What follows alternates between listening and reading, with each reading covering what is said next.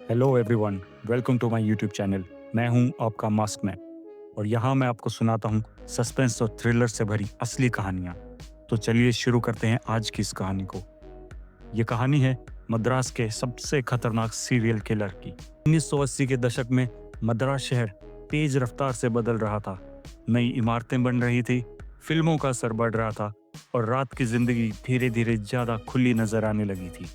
इसी शहर की अंधेरी गलियों में एक आदमी रहता था जिसे लोग आम आदमी समझते थे। दिन में वो एक साधारण ऑटो चलाने वाला लगता था, लेकिन रात होते होते उसका दूसरा रूप सामने आता था। उसका नाम था शंकर, लेकिन लोग उसे आज जानते हैं ऑटो शंकर के नाम से। शंकर का बचपन ज्यादा आराम से नहीं बीता।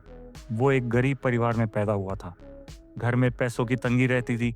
बचपन से ही उसने देखा था कि पैसा और ताकत ही इंसान को इज्जत दिलाते हैं। उसकी स्कूल की पढ़ाई ज्यादा दूर तक नहीं चल पाई और जवानी आते आते उसने छोटे मोटे काम शुरू कर दिए। कभी मजदूरी, कभी छोटी मोटी दुकानदारी और आखिर में ऑटो चलाना। ऑटो चलाते चलाते उसका संपर्क शहर के अलग अलग लोगों से होने लगा।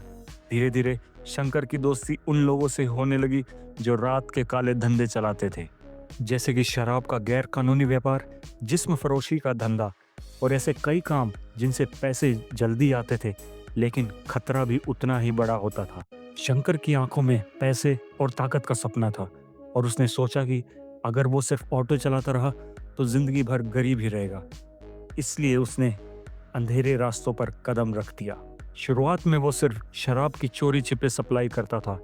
रात के अंधेरे में ऑटो में डब्बे भरकर शराब पहुंचाता और इस काम से उसे अच्छा पैसा मिलने लगा।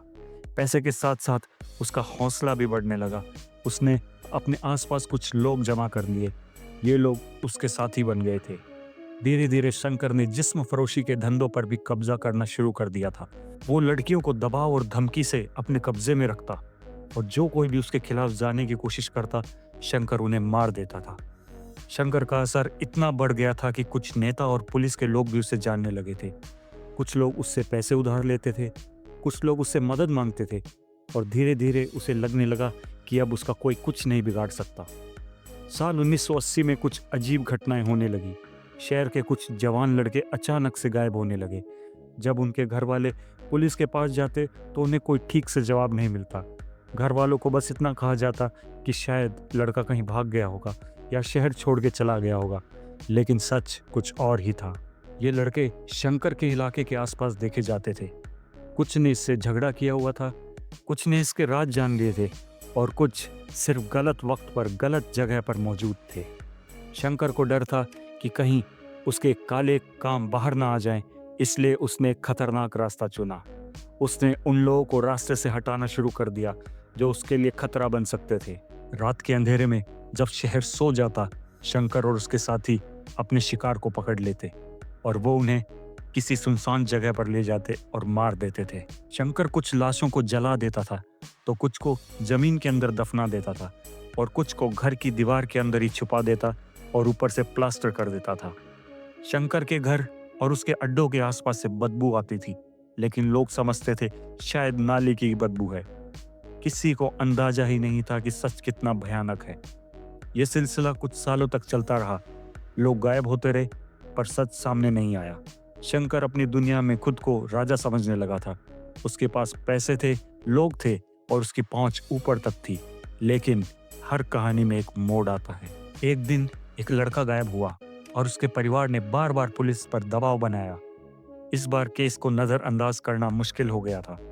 धीरे धीरे पुलिस ने पुराने गायब हुए लोगों के रिकॉर्ड्स खंगाले और उनमें एक अजीब चीज नजर आई कि ज्यादातर लोग आखिरी बार शंकर के इलाके में नजर आए थे।